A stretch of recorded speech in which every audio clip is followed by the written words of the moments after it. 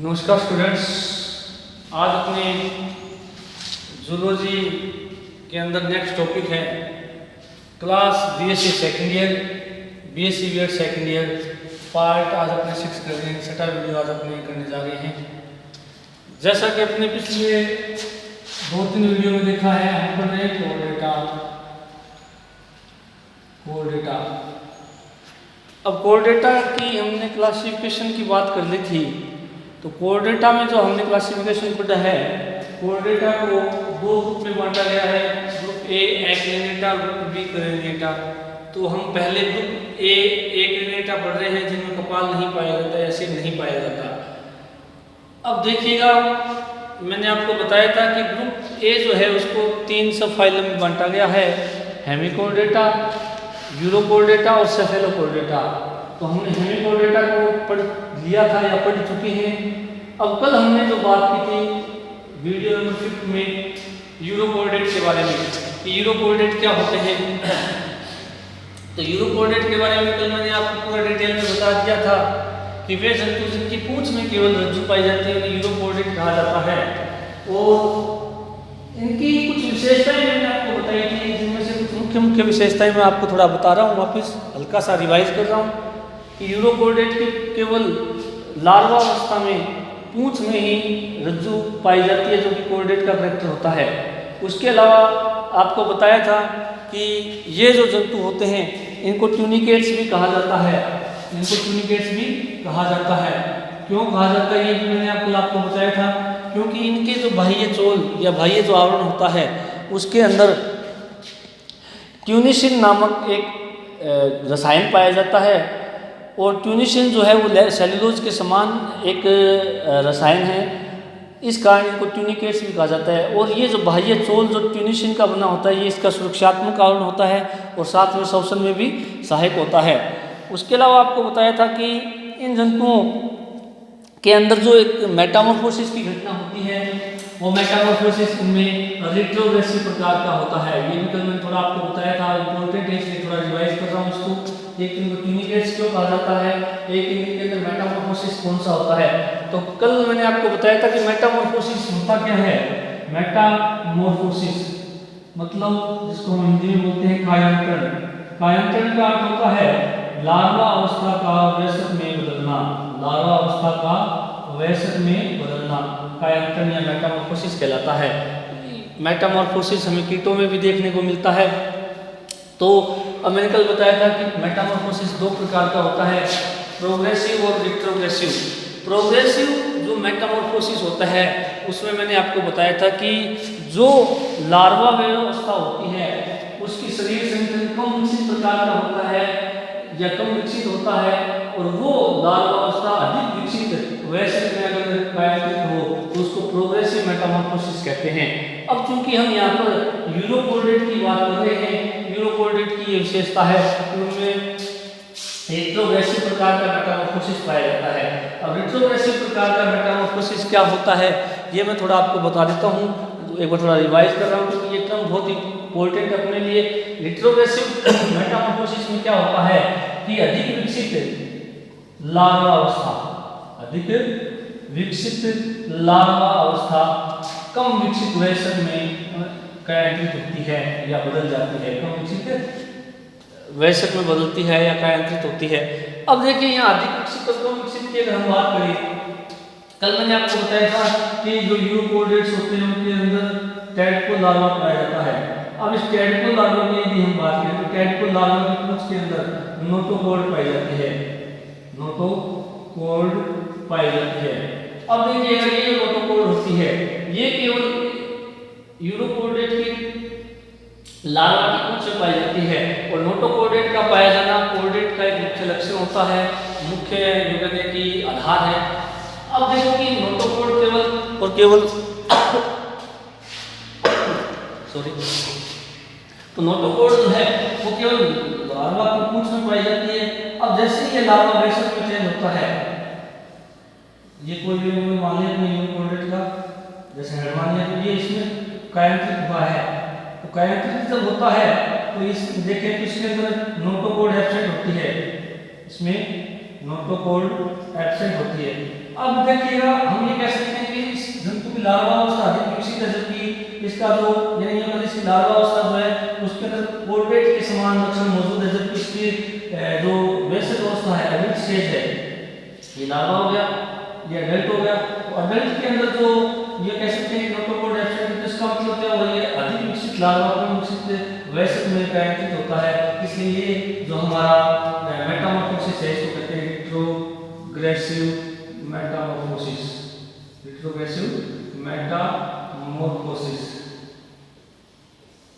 हालांकि प्रोग्रेसिव का एग्जांपल मैं बता देता हूँ, जैसे मेंढक के अंदर यदि हम पढ़ें तो मेंढक के अंदर जो लार्वा होता है उसको कैरेटो लार्वा कहते हैं, उसके अंदर प्रोग्रेसिव मेटामॉर्फोसिस होता है, क्योंकि मेंढक का लार्वा जो है वो कम विकसित होता है, जबकि मेंढक की जो एडल्ट अवस्था होती है वो लार्वा तुलना में अधिक विकसित होती है। तो वहाँ पर प्रोग्रेसिव पढ़ने को मिलता है, पढ़ा है हमने, और वैसे वो हम डेवलपमेंट बायोलॉजी में पढ़ेंगे भी वहाँ प्रोग्रेसिव मेटामॉर्फोसिस, परंतु यहाँ पर हमें कोर्डेटा के अंदर ये रिट्रोग्रेसिव मेटामॉर्फोसिस पढ़ना है। अब देखिएगा ये दूसरा एक बहुत मुख्य लक्षण है यूरोकोल्डेट का कि रिट्रोग्रेसिव मेटामॉर्फोसिस से पाया जाता है। अब देखो इसके अंदर यदि हम बात करें कि एक संरचना पाई जाती है आहार नाल की, अगर बात करें आहार नाल, तो आहार नाल के अंदर यदि हम बात करें एलिमेंट्री के नाल, आहार नाल पूर्ण होती है, कंप्लीट होती है, यूरोकोल्डेट की पूर्ण होती है, परंतु इसके अंदर एक संरचना पाई जाती है एंडोस्टाइल। एंडोस्टाइल, अब ये एंडोस्टाइल क्या है ये मैं थोड़ा आपको बता देता हूँ। एंडोस्टाइल जो होता है ये हमारे वर्टिब्रेट जो होते हैं उनके अंदर थायराइड ग्लैंड के समजात के अंग होता है एंडोस्टाइल, थायराइड ग्लैंड के समजात ऑर्गन है एंडोस्टाइल। अब आहार नाल पूर्ण है और एंडोस्टाइल का पाया जाना ये भी एक यूरोकोल्डेट की एक अच्छी विशेषता है। और यूरोकोल्डेट के अंदर क्या होता है, एंडोस्टाइल क्या होती है मैं थोड़ा आपको बता देता हूँ कि इसका कार्य करता हूँ, ये थोड़ा ध्यान से सुन लेना और ध्यान से इसको याद भी रख लेना कि इन जंतुओं की जो फेरिंक्स होती है, जैसे यदि हम फेरिंक्स बना दें, जैसे ये हर्मा में यदि हम फेरिंक्स बना लेते हैं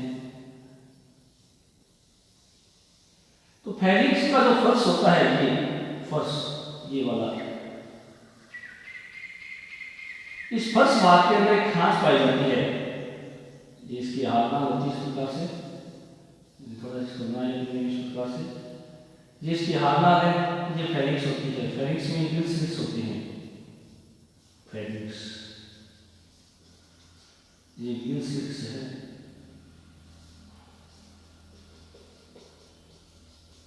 ये एंडोस्टाइल होती है, एंडोस्टाइल ये वोइसोफेगस है जो अपने वैसे डिटेल में पूरा पढ़ेंगे आगे हेडमानी थोड़ा मैं, अब क्योंकि यहाँ नाम आ गया है एंडोस्टाइल, उसको थोड़ा मैं बता देता हूँ कि एंडोस्टाइल जो है क्या होता है कि जो हर्डमानिया या यूरोकोल्डेट कहते हैं, यूरोकोल्डेट एनिमल्स की जो फेरिंक्स होती है, इस फेरिंक्स के अंदर जो फर्श भाग होता है उस फर्श भाग के अंदर एक खांच पाई जाती है, एक ग्रुप पाई जाती है, और उस ग्रुप के अंदर 4 कतारें होती हैं सीलिया की, पक्षमार्ग या सीलिया की कतारें होती हैं। उस फर्श में मौजूद खांच और 4 कतारों में मौजूद जो सीलिया होती हैं उनका जो संरचना कराती है उसको एंडोस्टाइल कहते हैं। और एंडोस्टाइल जो होती है वो वर्टिब्रेट के थायराइड ग्लैंड के समजात अंग होता है। अब इसका कार्य क्या है ये मैं थोड़ा बता देता हूँ। एंडोस्टाइल का कार्य, एंडोस्टाइल जो होती है होता क्या है कि यहाँ से जल अंदर आता है, जल अंदर आने के बाद जब फेरिंक्स में आता है तो फेरिंक्स से जल बाहर निकल जाता है, और बाहर कल आपको बताया था कि फेरिंक्स के चारों ओर एट्रियल कैविटी पाई जाती है। तो एट्रियल कैविटी के अंदर जब जल तो फेरिंक्स से होते, फेरिंक्स में जो मौजूद जल है वो गिल स्लिट से होते हुए एट्रियल कैविटी में आ जाता है, और एट्रियल कैविटी से इस एट्रियल पोर से बाहर निकल जाता है। परंतु जल जब अंदर आता है तो उसके अंदर ऑक्सीजन होती है और भोज्य पदार्थ होते हैं। तो जल तो एट्रियल कैविटी में आ जाता है परंतु भोज्य पदार्थ फेरिंक्स के अंदर रह जाते हैं और पूरी फेरिंक्स में बिखरे हुए रहते हैं। अब देखिएगा होता क्या है कि जो भोजन के कण बिखरे हुए होते हैं उन भोजन के कणों को एक जगह इकट्ठा करके इस ओइसोफेगस में भेजा जाता है। तो उन भोजन के कणों को इकट्ठा करने में इस एंडोस्टाइल के सीलिया जो होते हैं उनका योगदान होता है। और साथ में एंडोस्टाइल के अंदर म्यूकस ग्लैंड भी पाई जाती है, म्यूकस ग्लैंड भी पाई जाती है। यानी कि एंडोस्टाइल एक खांच होती है, उसमें 4 कतारों में सीलिया विकसित होते हैं और साथ में म्यूकस ग्लैंड होती है। तो जो भोजन जल के साथ अंदर आया था वो पूरी फेरिंक्स में बिखर जाता है और अब ये एंडोस्टाइल की जो म्यूकस ग्लैंड है वो म्यूकस का स्राव करती है, करने से जितने भी भोजन के कण हैं वो आपस में चिपक जाते हैं और गठरनुमा संरचनाएं बना लेते हैं। अब जो एंडोस्टाइल की सीलिया हैं वो मूवमेंट करते करते उस भोजन के कणों को इसोफेगस की ओर खिसका देते हैं ताकि इंटेस्टाइन में जाकर के भोजन का पाचन हो सके। तो एंडोस्टाइल का पाया जाना एक मुख्य लक्षण है यूरोकोडेट का।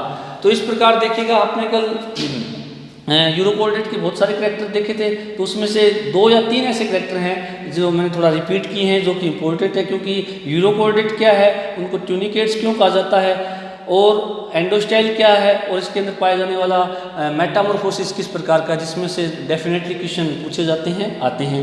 तो ये थोड़ा मैंने आपको आज रिपीट किया है। अब अपने बात करते हैं यूरोकोडेट का क्लासिफिकेशन की। तो यूरोकोडेट के क्लासिफिकेशन की यदि हम बात करें तो यूरोकोडेट का जो क्लासिफिकेशन है वो ज़्यादा विस्तृत नहीं है, शॉर्ट में ही है अपने। तो क्लासिफिकेशन ऑफ यूरोकोडेट में यदि हम बात करें तो यूरोकोडेट को 3 क्लासेज में बांटा गया है। कितनी क्लासेज? 3 वर्गों में बांटा गया है। पहला वर्ग है एसिडेशिया, दूसरी वर्ग या क्लास है थैलेसिया और तीसरा वर्ग या क्लास है लारेशिया। पहला वर्ग यूरोकोडेटा का एसिडेशिया यानी सब फाइलम यूरोकोडेट को 3 क्लासेज में डिवाइड किया गया है। फर्स्ट क्लास है एसिडेशिया, सेकंड क्लास है थैलेसिया, थर्ड क्लास है लार्वेशिया। अब देखिएगा, एसिडेशिया जो जंतु होते हैं इनकी हम थोड़ी विशेषता की अगर बात करें तो एसिडेशिया जो जंतु होते हैं ये एकल निवयी या संयुक्त होते हैं। एकल निवयी या संयुक्त ये कल मैंने बताया था, या तो ये प्रत्येक जंतु स्वतंत्र रूप से जल में तैरता रहता है एसिडेशिया का, या कॉलोनी यानी निवय बनाकर रह सकता है। उसके अलावा ये सभी के सभी जो जल की जो तली होती है, जल का जो डेप्थ होती है वहाँ पर पाए जाते हैं एसिडेशिया के सभी जंतु। उसके अलावा सेकंड जो करैक्टर होता है, इनके अंदर जो इसका टेस्ट या चोल होता है, जो कि मैंने बताया था ट्यूनिशिन का बना होता है, वो बहुत ही मोटा होता है और विकसित प्रकार का होता है। अब देखिएगा, इसके अंदर यदि हम बात करें इसकी जो फेरिंक्स है, फेरिंक्स जो होती है बहुत बड़ी होती है, विकसित होती है और इसके अंदर असंख्य गिल स्लिट्स पाए जाते हैं। अब गिल स्लिट्स क्या है उनका हम जिक्र कर चुके हैं। गिल स्लिट्स पाए जाना कोर्डेट की विशेषता है, वो जीवन की किसी भी अवस्था में पाए जा सकते हैं। और गिल स्लिट्स का काम मैंने बताया था कि जो भोजन जो जल फेरिंक्स में आता है उसको गिल स्लिट्स अपने से बाहर निकालने में सहायक करते हैं। उस दौरान उनमें गैसों का एक्सचेंज होता है, यानी शोषण में सहायक होते हैं। तो एसिडेशिया के जो जंतु होते हैं इनकी जो फेरिंक्स होती है बड़ी होती है और साथ में गिल स्लिट्स बहुत ज़्यादा संख्या में पाए जाते हैं। अब देखिएगा, इसके अंदर जो एट्रियल कैविटी जो होती है, एट्रियल कैविटी जो होती है वो पृष्ठ सतह पर स्थित होती है और एट्रियल पोर के द्वारा क्या खुलती है, बाहर खुलती है। अब एट्रियल कैविटी क्या है, एट्रियल पोर क्या होते हैं, ये भी मैंने कल आपको बताया था। उसके अलावा क्योंकि देखिएगा होता क्या है, एट्रियल कैविटी क्या होता है कि जो जल फेरिंक्स में आया था वो जल यानी वाटर फेरिंक्स में आता है, फेरिंक्स से गिल स्लिट्स में आता है, गिल स्लिट्स से एट्रियल कैविटी में आता है, तो एट्रियल कैविटी से एट्रियोपोर से होते हुए एग्जिट हो जाता है, शरीर से बाहर आता है। तो एट्रियल कैविटी क्या है, ये मैं वापस थोड़ा सा रिवाइज कर देता हूँ कि इसके अंदर जो फेरेंजियल कैविटी या जो कहते हैं फेरिंक्स जो होती है, उस फेरिंक्स के चारों यदि ये जैसे फेरिंक्स मान लें अपने, इस फेरिंक्स के अंदर ये गिल स्लिट्स होते हैं, तो इस फेरिंक्स के यहाँ पर खाली स्थान होता है, इसको हम एट्रियल कैविटी कहते हैं। ये फेरेंजियल कैविटी होगी,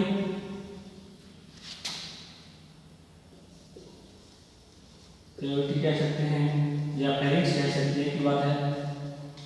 तो फेरिंक्स या फेरेंजियल कैविटी के चारों की जरूरत नहीं है। कुछ जंतुओं में पृष्ठ सतह पर होती है, कुछ जंतुओं में पार्श्व और हृदय सतह पर होती है, परंतु हम कह सकते हैं कि फेरिंक्स के बाहर की ओर एक खाली स्थान पाया जाता है जिसको हम एट्रियल कैविटी कहते हैं। और एट्रियल कैविटी जिस छिद्र से बाहर खुलती है उसको एट्रियल पोर कहा जाता है, उसको एट्रियल पोर कहा जाता है। अब होता क्या है कि कार्य क्या है, ये थोड़ा कहते हैं तो वाटर फेरिंक्स में आता है। फेरिक्स में गिल स्लिट्स होते हैं, गिल स्लिट्स से जो जल है और एट्रियल कैविटी में आता है। एट्रियल कैविटी एट्रियल फोर्स से होती है, उस जल को बाहर निकाल देती है। तो ये भी इसमें पाई जाती है, क्योंकि यूरोपोडेट के अंदर पाई जाती है एट्रियल कैविटी, ये कल मैंने बताया भी था आपको, और इसको थोड़ा मैंने रिवाइज किया आज एसिडेशिया के संदर्भ में। परंतु एट्रियल कैविटी जो होती है इसके अंदर डोर्सल सरफेस पर पाई जाती है। उसके अलावा इसके अंदर एसिडेशिया की यदि हम बात करें तो एसिडेशिया के अंदर जो यूँ कह सकते हैं लिंग जो होते हैं या सेक्स ऑर्गन होते हैं वो संयुक्त होते हैं। संयुक्त का मतलब नर और मादा जनांग एक ही जंतु के अंदर पाए जाते हैं, और इसके अंदर जो परिवर्तन होता है वो अप्रत्यक्ष होता है, क्योंकि इसमें भी लार्वा अवस्था पाई जाती है। उसके अलावा इसका जो मेटामॉर्फोसिस होता है वो, चूँकि हमने कल बात करी यूरोपोडेट के अंदर रिट्रोग्रेसिव होता है, थोड़ी देर पहले मैंने बताया भी था, तो एसिडेशिया के अंदर भी वो रिट्रोग्रेसिव प्रकार का पाया जाता है। अब देखिएगा एसिडेशिया जो है इसको आगे दो ऑर्डर में बांटा गया है, एंटेरोगोना और प्लूरोगोना। ऑर्डर फर्स्ट है एंटेरोगोना और ऑर्डर सेकंड कौन सा है, प्लूरोगोना। अब एंटेरोगोना और प्लूरोगोना जो है जिनके हम एग्जाम्पल की बात करें तो एंटेरोगोना का एग्जाम्पल है एसिडेशिया और शाइमा, ये दोनों एंटेरोगोना के उदाहरण है। प्लूरोगोना की यदि बात करें तो प्लूरोगोना ऑर्डर के अंदर हमने हर्डवानिया को रखा है, और हर्डवानिया जो है जिसको अपने आगे डिटेल में पढ़ेंगे, जिसको समुद्री पिचकारी कहा जाता है, एसी स्वेट क्यों कहते हैं, क्या काम है इसका, कैसे इसकी लाइफ सर्वाइविंग है, कैसे लाइफ अपना जीता है, कैसे हैबिटाट है, और प्रत्येक ऑर्गन के बारे में अपनी पूरी डिटेल में आगे पढ़ेंगे। उसके अलावा देखिएगा यूरोपोडेटा की सेकंड क्लास है थैलेसिया। थैलेसिया जो होती है, इस जो थैलेसिया वर्ग के जंतु होते हैं ये जंतु स्वतंत्र जीवी होते हैं। देखिए एसिडेशिया के जंतु समूह में रह सकते हैं, परंतु थैलेसिया के जंतु सारे के सारे क्या है, स्वतंत्र जीवी होते हैं, और ये गर्म और जो समशीतोष्ण समुद्र होते हैं वहाँ पर पाए जाते हैं। गर्म और समशीतोष्ण समुद्रों के अंदर मोस्टली पाए जाते हैं, और ये तली के अंदर रहते हैं, जबकि ये स्वतंत्र रूप से पूरे जल के अंदर बिखरे हुए रह सकते हैं। उनका अगर बात करें थैलेसिया का जो जंतु होते हैं, इनका जो आकार होता है वो परिवर्तनशील होता है, यानी ये अपने आकार को थोड़ा बहुत परिवर्तनशील करते हैं, उसके अंदर चेंज करते रहते हैं। उसके अलावा इनकी यदि हम बात करें कि इनका जो ट्यूनिशियन का बना हुआ, देखिएगा इनका तो था मोटा ट्यूनिकेट्स, ये जो ट्यूनिशियन का बना हुआ ये चोल था मोटा, इनका क्या होता है, पतला होता है, पारदर्शी होता है, और उसके अलावा इसमें वर्ताकार पेशियाँ पाई जाती है, जो कि उस चोल और बॉडी के अंदर हमने अभी बात की ना कि इनकी बॉडी परिवर्तनशील होती है, तो बॉडी परिवर्तनशील करने में इन पेशियों का योगदान होता है। उसके अलावा इनका जो एट्रियल पोर था हमने देखा डोर्सल सरफेस पे था, इनका एट्रियल पोर जो था या एट्रियल पोर होता है वो पर पश्च सतह पर होता है, यानी पीछे की ओर होता है, यानी पोस्टीरियर एंड की ओर होता है। थैलेसिया की ये भी विशेषता है। उसके अलावा इसमें फेरिंक्स के अंदर दो बड़े या अनेक छोटे छिद्र होते हैं। अब देखिएगा इसके अंदर तो ऐसे के इनके अंदर या तो दो छिद्र हो सकते हैं या संख्या में अनेक भी हो सकते हैं, परंतु मोस्टली दो गिल स्लिट में पाए जाते हैं, और गिल स्लिट का क्या कार्य है वो भी अपने डिस्कस कर चुके हैं। उसके अलावा इनके जो सेक्स ऑर्गन्स होते हैं या जन्नांग होते हैं वो एक ही जंतु के अंदर पाए जाते हैं, यानी उभयलिंगी होता है, और लार्वा अवस्था उपस्थित हो भी सकती है और नहीं भी हो सकती है। उसके अलावा इसमें जो लार्वा अवस्था होती है वो अधिक विकसित होती है, अगर लार्वा अवस्था मौजूद है तो वो वयस्क की तुलना में अधिक विकसित होती है, और वो अधिक विकसित लार्वा अवस्था रिट्रोग्रेसिव मेटामॉर्फोसिस के द्वारा अडल्ट के अंदर चेंज हो जाती है। अब देखिएगा थैलेसिया को तीन ऑर्डर के अंदर बांटा गया है, पायरोसोमिडा, डोलियोडा और साल्पेडिया। पायरोसोमिडा, डोलियोडा और साल्पेडिया। अब देखिएगा पायरोसोमिडा का एग्जांपल है पायरोसोमा, डोलियोडा का एग्जांपल है डोलियोलम, और साल्पेडिया का एग्जांपल है साल्पा। तो थैलेसिया के तीन ऑर्डर हैं, पायरोसोमिडा, डोलियोडा और साल्पेडिया, तीनों के एक एग्जांपल हम यहाँ पर डिस्कस कर चुके हैं। अब यूरोपोडेट जो सब फाइलम है उसकी थर्ड क्लास है लार्वेशिया। थर्ड क्लास कौन सी है, लार्वेशिया। अब जो ये लार्वेशिया संघ के वर्ग के या क्लास के जंतु होते हैं ये बहुत छोटे होते हैं, इनका आकार लगभग 5 mm लंबा होता है, और ये मुक्त पलावी होते हैं मुक्त पलावी होते हैं, और ये इनके अंदर नियोटोनी अवस्था पाई जाती है। नियोटोनी का मतलब होता है इनका लार्वा बिना वयस्क में बदले ही, या यूँ कह सकते हैं कि लार्वा अवस्था बहुत लंबी होती है, तो बिना वयस्क में बदले ही जनन शुरू कर देती है। इस अवस्था को नियोटोनी अवस्था कहते हैं। तो नियोटोनिक अवस्था इसके अंदर पाई जाती है। एक बहुत ही बढ़िया इसके अंदर एग्जाम्पल है कि नियोटोनी क्या होती है। तो नियोटोनी का मतलब ये होता है कि ये जंतु जो है वो लार्वा अवस्था इनकी लंबी होती है और ये लार्वा अवस्था में रहते ही अपना जनन शुरू करते हैं।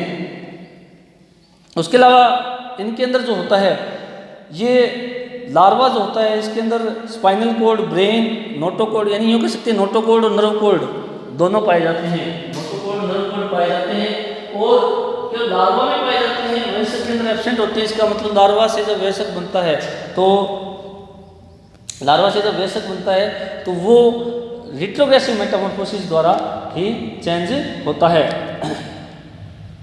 उसके अलावा यदि हम बात करें, इन जंतुओं के अंदर एट्रियल कैविटी और एट्रियल पोर एब्सेंट होता है। देखो एसिडेशिया और थैलेसिया के अंदर हमने देखा था कि एट्रियल कैविटी और एट्रियल पोर पाए जाते हैं, जबकि इनके अंदर दोनों ही नहीं पाए जाते हैं। यानी एट्रियल कैविटी भी एब्सेंट होती है और एट्रियल पोर भी एब्सेंट होता है।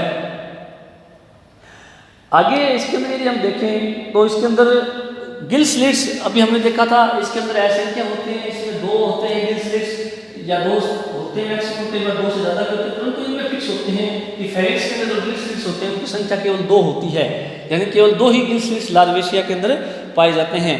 और गिल स्लिट्स जो होते हैं, अब चूंकि हमने बात की थी कि इन दोनों के अंदर तो क्या है एट्रियल कैविटी पाई जाती है, इसलिए गिल स्लिट्स जो होते हैं वो फेरिक्स से होते हुए एट्रियल कैविटी में खुलते, देखो हमने यहाँ लिखा भी है। जबकि इनके अंदर चूंकि लार्वेशिया के अंदर एट्रियल कैविटी और एट्रियल पोर नहीं पाया जाता, इसलिए लार्वेशिया के जो गिल स्लिट्स हैं वो सीधे ही बॉडी से बाहर खुलते हैं। तो यानी बॉडी से सीधे बाहर खुलते हैं और सीधे जल को बाहर छोड़ते हैं। और आगे यदि हम बात करें तो इन जो जंतु होते हैं इनके अंदर जो लिंग होते हैं यानी जो नाम होते हैं वो सेम होते हैं, यानी जंतु के अंदर पाए जाते हैं नाम, और इनमें लार्वा अवस्था नहीं पाई जाती है, इनमें कायांतरण एब्सेंट होता है, क्योंकि लार्वा अवस्था एब्सेंट है तो कायांतरण भी एब्सेंट होता है। अब देखिएगा लार्वेशिया को आगे 2 ऑर्डर में बांटा गया है, एंडोस्टाइलोफोरा और पॉलीसिस्टोफोरा। 2 ऑर्डर है इसके, लार्वेशिया जो क्लास है इसके 2 ऑर्डर हैं, एंडोस्टाइलोफोरा और पॉलीसिस्टोफोरा। अब एंडोस्टाइलोफोरा जो होता है इसका एग्जांपल है ओइकोप्लूरा और पॉलीसिस्टोफोरा का एग्जांपल है कोविलविस्की। तो ये दोनों एग्जांपल दोनों ऑर्डर के हैं, एंडोस्टाइलोफोरा और पॉलीसिस्टोफोरा। तो इस प्रकार स्टूडेंट्स हम देखते हैं कि यूरोपोडेट का ये आपके सामने क्लासिफिकेशन है पूरा। इसके अंदर यदि हम देखें तो मैं एक बार हल्का सा रिवाइज कर देता हूं कि जो कोर्डेटा का सब फाइलम है यूरोपोडेट, इसको 3 क्लासेस में बांटा गया है। First Ascidiacea, second Thaliacea, third Larvacea. Ascidiacea जो क्लास है इसके 2 ऑर्डर है, एंटेरोगोना और प्लूरोगोना। एंटेरोगोना का एग्जांपल है एसिडेशिया और सायना, और प्लूरोगोना का एग्जांपल है हर्डमानिया। थैलेसिया जो क्लास है इसके 3 ऑर्डर हैं, पायरोसिमिडा, डोलियोडा और साल्पिडा। पायरोसिमिडा के अंदर पायरोसोमा, डोलियोडा के अंदर डोलियोडम और साल्पिडा के अंदर साल्पा का हम पढ़ते हैं। थर्ड क्लास जो लार्वेशिया है उसके 2 ऑर्डर है, एंडोस्टाइलोफोरा और पॉलीसिस्टोफोरा। एंडोस्टाइलोफोरा का एग्जांपल है ओइकोप्लूरा और पॉलीसिस्टोफोरा का एग्जांपल है कोविलविस्की। तो इस प्रकार से अपने ये यूरोपोडेटा का क्लासिफिकेशन कंप्लीट हो जाता है।